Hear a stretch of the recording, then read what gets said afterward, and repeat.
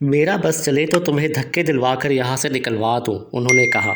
میں اس جملے کی سرکاری طور پر وضاحت چاہتا ہوں، عمران نے نہایت ادب سے کہا۔ اس پر رحمان صاحب اور زیادہ جھلا گئے، لیکن پھر انہیں فوراً خیال آیا کہ وہ اس وقت اپنے بیٹے سے نہیں بلکہ اپنے ایک ماتحت آفیسر سے مخاطب ہیں۔ تم نے ایسے نکمے آدمیوں کا انتخاب کیوں کیا ہے؟ انہوں نے ضبط کرتے ہوئے کہا۔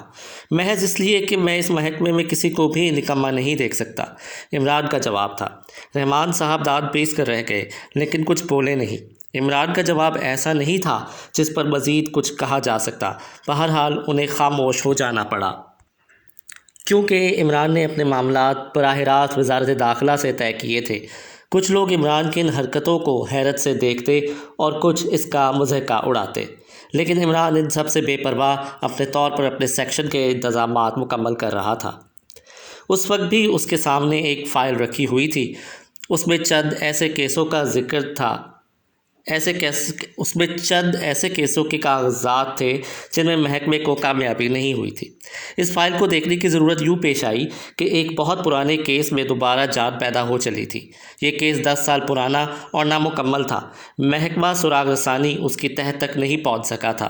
10 سال پہلے تو وہ اتنا عجیب واقعہ نہیں تھا، مگر اب تو اس نے ایسی حیرت انگیز اختیار کر لی تھی کہ سارا شہر سناٹے میں آ گیا تھا۔ کیس کی نوعیت عجیب تھی۔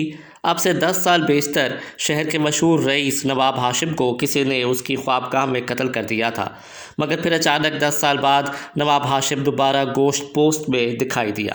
وہ کسی طویل سفر سے واپس آیا تھا۔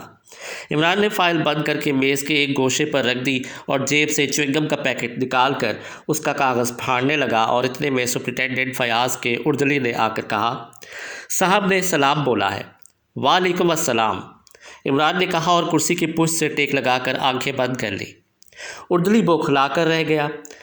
وہ انگریزوں کے وقت کا آدمی تھا، اور سلام کا مقصد اس دور میں بلاوے کے علاوہ اور کچھ نہیں ہوتا تھا۔ جب کسی انگریز آفیسر کو اپنے ماتحت آفیسر کو بلوانا ہوتا تو وہ اپنے اردلیوں سے اسے اسی طرح سلام بھجوا دیا کرتا تھا، لیکن آج فیاض کی اردلی کو عمران کے وعلیکم السلام نے بوکھلا دیا۔ وہ چند لمحے عمران کی میز کے قریب کھڑا بغلے جھانکتا رہا، پھر الٹے پاؤں واپس چلا گیا۔ خود اس کی ہمت تو نہیں پڑی کہ وہ کیپٹن فیاض تک عمران کا وعلیکم السلام پہنچ جاتا، لیکن اس نے اس کا تذکرہ فیاض کے پرسنل اسسٹنٹ سے کر دیا۔ یہ پرسنل اسسٹنٹ ایک لڑکی تھی۔ وہ کافی دیر تک ہنستی رہی، پھر اس نے سلام کا جواب فیاض تک پہنچا دیا۔ فیاض بھننا گیا۔ وہ عمران کا دوست ضرور تھا، لیکن جب سے عمران اس محکمے میں آیا تھا اسے اپنا ماتحت سمجھنے لگا تھا۔ اس بار اس نے اردلی کو بلا کر کہا، جا کر کہو صاحب بلا رہے ہیں۔ اردلی چلا گیا۔ تھوڑی دیر بعد عمران کمرے میں داخل ہوا۔ بیٹھ جاؤ، فیاض نے کرسی کی طرف اشارہ کیا۔ عمران بیٹھ گیا۔ فیاض چند لمحے اسے گھورتا رہا، پھر بولا، دوستی اپنی جگہ، لیکن آفس میں تمہیں حفظ مراتب کا خیال رکھنا ہی پڑے گا۔ میں نہیں سمجھا، تم کیا کہہ رہے ہو؟ میں تمہارا آفیسر ہوں۔ ہاں، عمران برا سا منہ بنا کر بولا، یہ تم سے کس گدھے نے کہہ دیا کہ تم میرے آفیسر ہو؟ دیکھو میاں فیاض، میرا اپنا الگ ڈپارٹمنٹ ہے اور میں اس کا اکلوتا انچارج ہوں، اور میں براہ راست ڈائریکٹر جنرل کو جواب دہ ہوں، سمجھا؟ فیاض طویل سانس لے کر بولا اور کچھ نرم پڑ گیا تھا۔ ہو سکتا ہے کہ اسے اپنی ترقی کا معجزہ یاد آ گیا ہو۔ وہ پہلے صرف انسپکٹر تھا، لیکن 5 سال کے اندر حیرت انگیز طور پر سپرنٹینڈنٹ ہو گیا تھا۔ اس کا دل ہی جانتا تھا کہ اس ترقی کے لیے عمران نے کیا کچھ نہیں کیا تھا۔ دیکھو، میرا مطلب یہ تھا کہ تم آفس میں بھی اپنے الو پن سے باز نہیں آتے۔ یہ کہاں لکھا ہے کہ اس آفس میں الوؤں کے لیے کوئی جگہ نہیں ہے؟ او بابا، ختم بھی کرو، میں تم سے ایک اہم مسئلے پر گفتگو کرنا چاہتا تھا۔ میرا خیال ہے کہ میرا الو پن بھی نہایت اہم ہے، کیونکہ اسی الو پن کی وجہ سے میں یہاں تک پہنچا ہوں۔ ویسے میں جانتا ہوں کہ تم نواب ہاشم کے متعلق گفتگو کرنا چاہتے ہو۔ تم نے پورا کیس سمجھ لیا ہے، لیکن یہ نہیں سمجھ سکا کہ آخر اسے قتل کیوں قرار دیا گیا۔ ہزار حالات ایسے تھے کہ اسے خودکشی بھی سمجھا جا سکتا تھا۔ مثلاً، فیاض نے اسے معنی خیز نظروں سے دیکھ کر پوچھا۔ مثلاً یہ کہ فائر اس کے چہرے پر کیا گیا تھا۔ بندوق 12 بور کی تھی اور کارتوس SG۔ چہرے کے پرخچے اڑ گئے تھے، شکل اس طرح بگڑ گئی تھی کہ شناخت مشکل تھی۔ وہ صرف اپنے لباس اور چند دوسری نشانیوں کی بنا پر پہچانا گیا تھا۔ بندوق اس کے قریب ہی پڑی ہوئی ملی تھی اور اس کا ثبوت بھی موجود ہے کہ گولی بہت ہی قریب سے چلائی گئی تھی۔ پوسٹ مارٹم کی رپورٹ کہتی ہے کہ بندوق کے دہانے کا فاصلہ چہرے سے ایک بالش سے زیادہ نہیں ہو سکتا۔ گولی مارو یار، فیاض میز پر ہاتھ مار کر بولا۔ وہ کم بخت تو زندہ بیٹھا ہے۔ اس کا کہنا ہے کہ بعض وجود کی بنا پر کسی کو کچھ بتائے بغیر گھر سے چلا گیا تھا۔ اتنے دنوں تک جنوبی بر اعظموں کی سیاحت کرتا رہا اور اب واپس گیا ہے۔ اس کی خوابگاہ میں کس کی لاش پائی گئی؟ نواب ہاشم اس سے لا علم ہے۔ ذرا ٹھہرو، عمران ہاتھ اٹھا کر بولا۔ تو اس کا یہ مطلب ہے کہ جس رات لاش پائی گئی تھی اس دن وہ اپنے گھر ہی میں رہا ہوگا۔ ظاہر ہے۔ تو پھر اسی رات کو گھر سے روانہ ہوا اور رات کو ایک ایسے آدمی کو اس کی خوابگاہ میں حادثہ پیش آیا جو اسی کے سلیپنگ سوٹ میں ملبوس تھا۔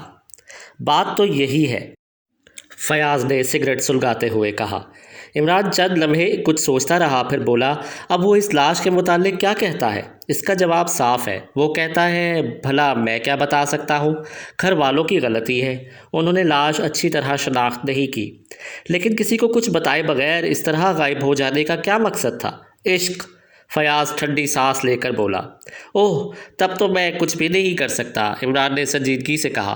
مثل مشہور ہے کہ عشق کے آگے بھوت بھی بھاگتا ہے۔ سنجیدگی عمران، سنجیدگی، میں بالکل سنجیدہ ہوں۔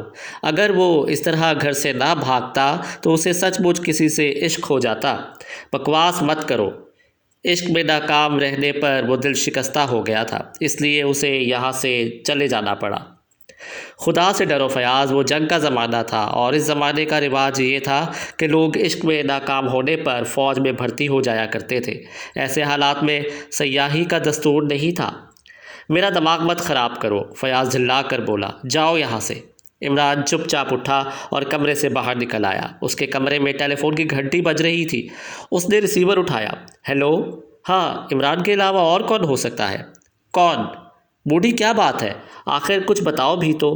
ارے بس یار، کان نہ کھاؤ۔ اچھا، میں ابھی آ رہا ہوں۔ ریسیور رکھ کر وہ دروازے کی جانب مڑا، جہاں اس کا ایک مریل سا ماتحت کھڑا اسے گھور رہا تھا۔ اس کے چہرے کی رنگت زرد تھی، گال پچکے ہوئے اور بال پریشان تھے۔ کیا خبر ہے؟ عمران نے اس سے پوچھا۔ جناب، میں نے کچھ معلومات فراہم کی ہیں۔ شاباش، دیکھا تم نے؟ پہلے تم کہا کرتے تھے کہ معلومات تم سے دور بھاگتی ہیں، مگر اب تو تم اچھے خاصے جا رہے ہو، عنقریب سارجنٹ ہو جاؤ گے۔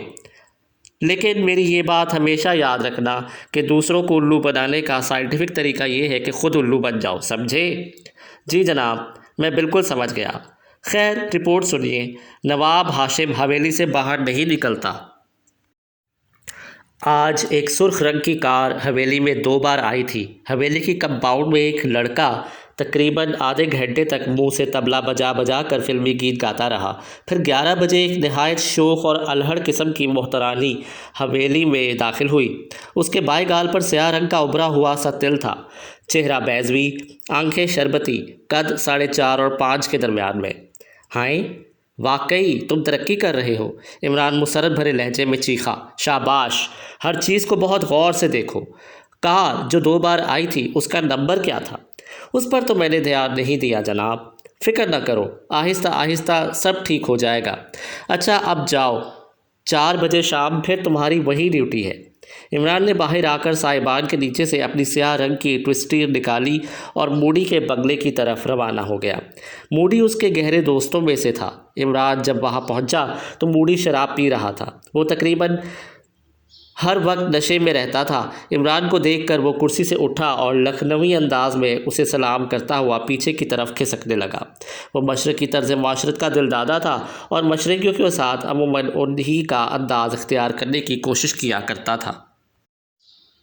موڈی نے اپنی داستان شروع کر دی تھی۔ عمران بغور سن رہا تھا۔ تو وہ سنگاردان میرے پاس چھوڑ کر چلی گئی، موڈی نے بیان جاری رکھا، اور اسی رات کو کچھ نامعلوم افراد نے میرے بنگلے میں داخل ہونے کی کوشش کی۔ کیا تم جاگ رہے تھے؟ عمران نے پوچھا۔ میں رات بھر جاگتا رہا تھا۔ میں نے انہیں دیکھا، 2-3 فائر کیے اور وہ ڈر کر بھاگ گئے، لیکن دوسرے ہی دن سے یہاں اجنبیوں کا تار بند گیا۔ ایسی شکلیں دکھائی دیں کہ میں حیران رہ گیا۔ ان میں سے کوئی نوکری کے لیے آیا تھا، کوئی امریکی طرز حیات کے متعلق معلومات چاہتا تھا، کوئی محض اس لیے آیا تھا کہ مجھ سے دوستی کرنا چاہتا تھا۔ تقریباً 10-15 آدمی اس طرح مجھ تک پہنچے، اس سے پہلے یہاں کوئی نہیں آتا تھا۔ پھر شام کو ایک عجیب و غریب آدمی آیا۔ اس کے چہرے پر سیاہ رنگ کی گھنی داڑھی تھی اور آنکھوں پر تاریک شیشے کی اینک۔ اس نے کہا کہ وہ میرے بنگلے کا مالک ہے۔ واضح رہے کہ میں نے یہ بنگلہ ایک ایجنسی کی معرفت کرائے پہ حاصل کیا ہے، اور اس عجیب نووارد نے مجھ سے کہا ہے کہ اسے ایجنسی والوں پر اعتماد نہیں ہے۔ میں ذرا بنگلے کی اندرونی حالت دیکھنا چاہتا ہوں۔ تم خود سوچو عمران ڈیئر، میں الو تو تھا نہیں کہ اسے اندر داخل ہونے کی اجازت دیتا، اور پھر ایسے حالات میں۔ لو میری جان، تم بھی پیو۔ نہیں شکریہ۔ ہاں پھر کیا ہوا؟ تم جانتے ہو کہ میں خود بڑا پراسرار آدمی ہوں، موٹی نے موڈ میں آ کر کہا۔ مجھے کوئی کیا دھوکہ دے گا؟ میں نے اسے ٹہلا دیا۔ موٹی نے دوسرا گلاس لبریز کر کے ہونٹوں سے لگا لیا۔ لڑکی پھر آئی تھی؟ عمران نے پوچھا۔ ہائے، یہی تو داستان کا بڑا پردرد حصہ ہے میرے دوست۔ موڈی ایک سانس میں گلاس خالی کر کے اسے میز پر پٹکتا ہوا بولا۔ وہ آئی تھی، آج سے 10 دن پہلے کا واقعہ ہے۔ آئی اور کہنے لگی کہ میری سمجھ میں نہیں آتا کہ میں کیا کروں، ایسی چیز کو اپنے پاس کیسے رکھوں۔ میں ایک بے سہارا لڑکی ہوں، میری گردن ضرور کٹ جائے گی۔ میں نے اس سے کہا کہ وہ اسے کسی معقول آدمی کے ہاتھ فروخت کیوں نہیں کر دیتی، اس طرح اس کی مالی حالت بھی درست ہو جائے گی۔ تھوڑی ہچکچاہٹ کے بعد وہ راضی ہو گئی۔ میں نے اسے 25,000 کا آفر دیا۔ اس پر وہ کہنے لگی کہ نہیں، یہ بہت زیادہ ہے۔ اس کی دانست میں اس کی قیمت زیادہ نہیں تھی۔ میں نے سوچا کتنی بھولی ہے۔ ہائے عمران پیارے، وہ اب بھی… ہائے، میں نے اسے زبردستی 25,000 کے نوٹ گن دیے۔ اس دوران میں ہر رات مجھے ریوالور لے کر اس سنگار دان کی حفاظت کے لیے جاگنا پڑتا تھا۔ ارے وہ ہے کہاں؟ میں بھی تو دیکھوں، عمران بولا۔ ٹھہرو، دکھاتا ہوں۔ یک بیک موڈی کا موڈ بگڑ گیا۔ اس کا اوپری ہونٹ بھیج گیا اور آنکھوں سے خون سا ٹپکتا ہوا معلوم ہو رہا تھا۔ عمران نے اس کے جذباتی تغیر کو حیرت سے دیکھا، لیکن کچھ بولا نہیں۔ موڈی جھٹکے کے ساتھ اٹھا اور دوسرے کمرے میں چلا گیا۔ عمران چپ چاپ بیٹھا رہا۔ دفعتاً اس نے دوسرے کمرے میں شور و غل کی آوازیں سنی اور ساتھ ہی نوکر بھاگتا ہوا کمرے میں آیا۔ صاحب، اس نے ہانپتے ہوئے عمران سے کہا، موڈی صاحب کو بچائیے۔ کیا ہوا؟ عمران اچھل کر کھڑا ہو گیا۔ نوکر نے کمرے کے دروازے کی طرف اشارہ کیا اور خود بھی بھاگتا ہوا اسی کمرے میں چلا گیا۔ عمران جھپٹ کر کمرے میں پہنچا۔ موڈی عجیب حال میں پایا نظر آیا۔ 2-3 نوکر اس کے کمر سے لپٹے ہوئے تھے اور وہ ایک سیاہ رنگ کے ڈبے سے اپنا سر پھوڑ رہا تھا۔ ہٹ جاؤ، ہٹ جاؤ، وہ حلق پھاڑ پھاڑ کر چیخ رہا تھا اور ساتھ ہی ڈبے سے اپنے سر پر ضربے لگاتا جا رہا تھا۔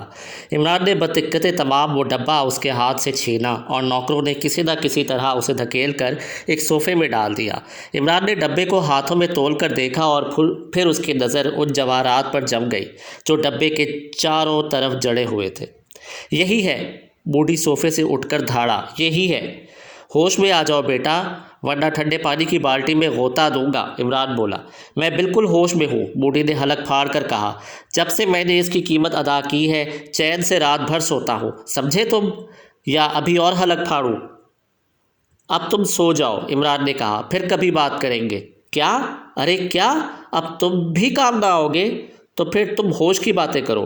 ارے بابا، موڈی پیشانی پر ہاتھ مار کر بولا، اس کے خریدنے کے بعد سے اب تک ایک بھی پراسرار آدمی دکھائی نہیں دیا، کسی نے بھی اسے حاصل کرنے کی کوشش نہیں کی۔ ہاں، عمران ایک طویل سانس لیتا ہوا بولا، تو یہ کہو، میں سمجھ گیا۔ سمجھ گئے نا؟